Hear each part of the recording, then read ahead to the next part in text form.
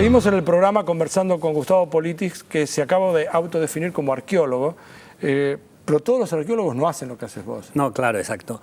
Entonces, dentro de la arqueología hay una especialidad que está muy vinculada a la etnografía, a la antropología social, que se llama etnoarqueología.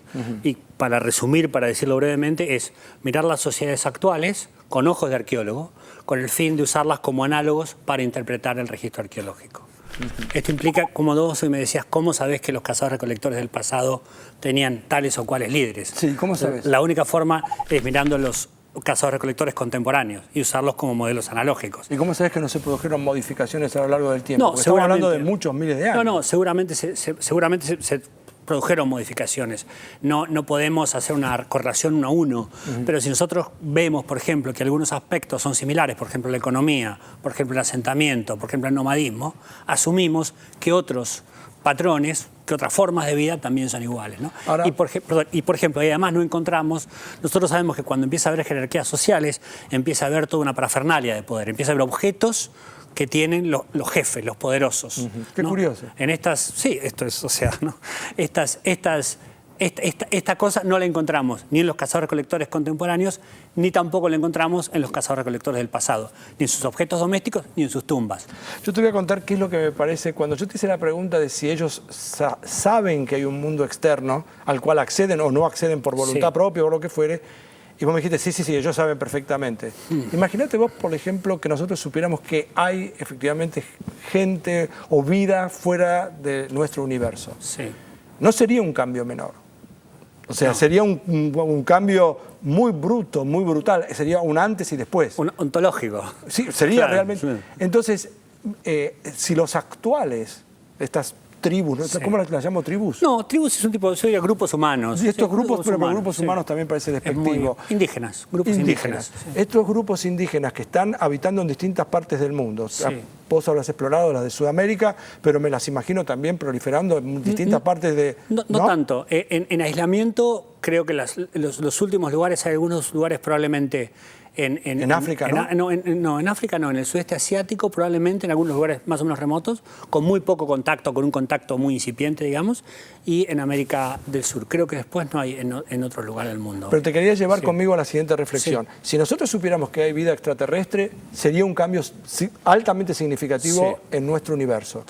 Que ellos sepan que hay un mundo afuera es algo que los otros hace 1000 años o 2000 años no sabían, además no existía a lo mejor. Es decir, existía, pero de una manera, hablemos de, no sé, 5000 años para atrás. Sí, exactamente. Entonces ya no sé, ya es un cambio. Uno no puede ignorar que hay una afuera.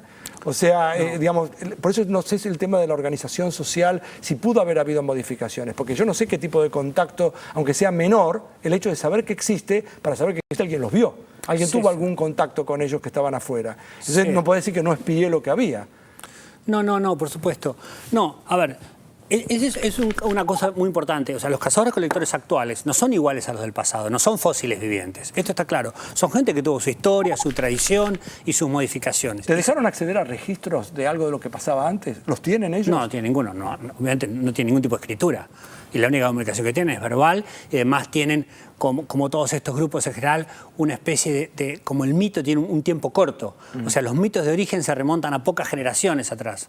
Por ejemplo, ellos dicen, sí, había antes un señor que alguien conoció que era uno de los que había salido del pozo del centro de la tierra donde salieron todos los Nukak. Y eso pasa en muchos grupos amazónicos y cazadores-recolectores. Es una historia corta la de la vida, ¿no? ¿Sí? Y el espacio también es corto. Ellos dicen, pasando aquel lugar, termina la selva y hay un lugar que sube hasta el mundo de arriba. Pero es un lugar físico, no es un lugar como el nuestro, ¿no? Que de alguna manera nosotros tenemos una concepción del cielo, pero es algo muy metafísico, muy abstracto, ¿no? Para toda esta gente, el cielo es algo tan tangible como esta mesa, no el cielo, el mundo de arriba, como lo llaman ellos, ¿no? ¿Y vos qué aprendiste en el último viaje, por ejemplo, en los últimos viajes que no sabías? ¿Qué cosa te impactó? ¿Existe algo de eso o está mal preguntado? No, está muy bien preguntado. Por supuesto que, a ver, yo aprendí dos cosas. Aprendí muchísimo acerca de las vidas diferentes a las occidentales, a nuestro mundo. O sea, cosas que nosotros pensamos que son inherentes al género humano, no son inherentes al género humano. Bueno, por ejemplo, la solidaridad, ¿no? Son grupos que increíbles lazos de solidaridad, muy estrechos, que no se ve, por ejemplo, en nuestra sociedad. Por ejemplo, el concepto de vida, por decirlo así. Para nosotros, a pesar de que cada uno de nosotros tenga independientemente una creencia sobre esto, la vida existe en el momento en que la madre da luz al hijo. Ahí es donde penalmente, digamos, judicialmente existe la vida. Si hay un aborto previo, no se juzga a una mujer por asesinato. Si mata a un chico el minuto después que nació, se la puede juzgar por asesinato. En muchos de estos grupos, en este grupo exactamente no lo tengo tan claro, pero en otros sí, la vida comienza más tarde. La vida comienza como después del primer año, cuando el bebé ya demostró de alguna manera su viabilidad en ese mundo externo. Por eso, por ejemplo, los NUCAC y muchos otros grupos no le ponen nombre a los chicos cuando nacen. Los llaman, mis primeros anotaciones, yo le empezaba a poner nombre, empezaba a tratar de ubicarme el nombre de la gente y a dar un cuadro de parentesco. ¿Tienen nombres ellos o no? Sí, tienen nombres, por supuesto, sí, tienen nombres y los nombres significan algo, ¿no? Por ejemplo, agua de lluvia, ¿no? Tienen nombres muy, muy lindos. Y entonces yo notaba el de los chicos, ¿no? Y al año siguiente vi que bebés distintos se llamaban igual. Al tercer año, bebés distintos se llamaban igual. Y lo que después me di cuenta, cuando pude acceder a estos, es que significaba bebe o beba. Ajá. Yo lo que estaba marcando no era un nombre, me estaban diciendo es un bebé. Al cabo de un tiempo, cuando esta persona ya demostró su habilidad como ser humano, ahí es donde se le pone nombre y comienza realmente la vida. Por eso, en muchas sociedades indígenas, lo que se llama infanticidio es algo distinto a lo que nosotros consideramos como infanticidio. Porque realmente estarían matando, aunque todo esto es objeto de una discusión mucho más grande, a alguien que todavía no terminó de nacer, por decirlo de alguna manera, ¿no? ¿Ellos te cuestionaban algo? ¿Te preguntaron algo? ¿Quisieron saber algo? Sí, siempre me preguntaban. Lo que pasa es que quiero ser muy sincero. Yo no tenía plena conciencia de qué era lo que me decían. Entendía muy pocas palabras durante mucho tiempo, ¿no? ¿Qué querían? ¿Te dibujaban? ¿Te hacían algo? Me tocaban, sacaban cosas, repetían, miraban, desarmaban todos los aparatos que uno tenía, dibujaban en mi cuaderno. ¿Vos fuiste solo? No, yo iba generalmente con un alumno que me acompañaba y llevaba generalmente o algún indígena, no NUCAC, sino de las inmediaciones, que me ayudaba en los aspectos más prácticos, porque nosotros, para registrar todo lo que queríamos registrar, no podíamos estar atentos al campamento, a prender el fuego, a ir a buscar leña. Entonces había siempre un indígena que nos ayudaba un poco en estos aspectos prácticos. ¿Filmaste? Sí, filmé. Sí, hay un video que está colgado en YouTube incluso y que se filmó con la unidad de medios del Museo de la Plata, que sacó algún premio y todo. Pero solamente pude filmar en la última campaña porque tuve acceso a un lugar donde podía cargar batería. Antes era estar un mes con ellos y no había posibilidad de carga de batería. ¿Cuáles son las preguntas que se abrieron después de estos viajes? ¿En qué estás pensando? ¿Qué es lo que tendrías ganas de hacer ahora? ¿O vas a seguir repitiendo viajes de este tipo? No, bueno, a mí me gustaría seguir trabajando, seguir investigando con estos grupos. Lo que pasa es que cada vez es más difícil. Primero porque, afortunadamente, por otro lado, hay una legislación y hay ya una ética dentro de la práctica antropología, que es que todos estos grupos que no están contactados no deben ser contactados. Tienen que ser protegidos y mantenidos con la independencia que tienen ahora. O sea que, bueno, pero vos ya lo hiciste. Sí, yo ya lo hice, pero a mí me gustaría, como vos te imaginás, es muy variada la vida. A mí me gustaría saber mucho más de toda esta gente y poder estar mucho más tiempo con ellos, más tiempo con los NUCAC, más tiempo con los Joti.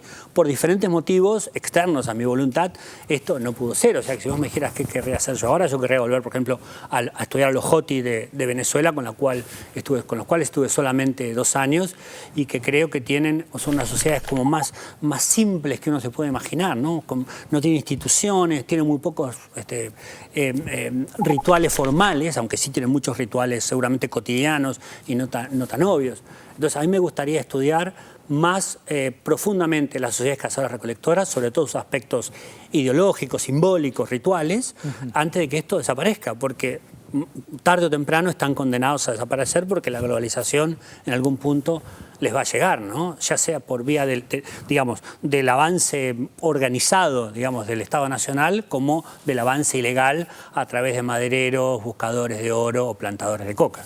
Este programa tiene muchas particularidades, no sé si son buenas o malas, pero tiene particularidades. Una de ellas es que por este estudio circula muchísima gente, muchísimos científicos que trabajan en áreas tan disímiles, tan extraordinariamente diferentes, y quiero enfatizar eso, tan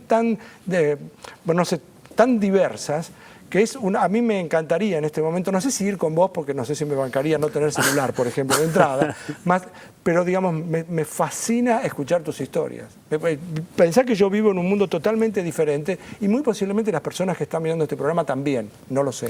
Yo también vivo en un mundo diferente. No, bueno, pero yo no estoy, claro, sí, claro. Pero vos pasaste 2 años o 5 años en la selva. Digamos, yo es una cosa que me queda muy... Últimamente no estoy yendo a la selva mucho. Pero te quiero decir que me fascina que vos seas capaz, y yo ahora voy a cambiar de tema dentro de un ratito, me fascina que seas capaz de insertarte en la selva, coexistir con un grupo de personas que aparte te aceptan y vos discutís o no discutís con ellos, pero les tomás nota y tratás de descubrir curiosidades, patrones de conducta, organizaciones sociales, quiénes son los que lideran, en qué se parecen, en qué nos diferenciamos. Me parece una cosa fascinante. Gracias. Sí, sí. Él es Gustavo Politis, se define como arqueólogo, pero en todo caso creo que sería nada más que una etiqueta. Es un explorador de la vida y nos da una información que de otra manera sería inaccesible. Seguimos así en Científicos e Industria Argentina.